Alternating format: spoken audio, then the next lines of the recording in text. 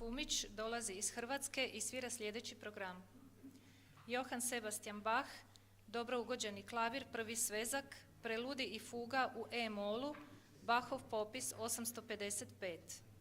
Frédéric Chopin, etida u C-smolu, opus 10, broj 4. Frédéric Chopin, etida u C-molu, opus 10, broj 12. Sergej Rahmanjinov, elegija, opus 3, broj 1. I Sergej Rahmanjinov, moment muziko u E-molu, opus 16, broj 4.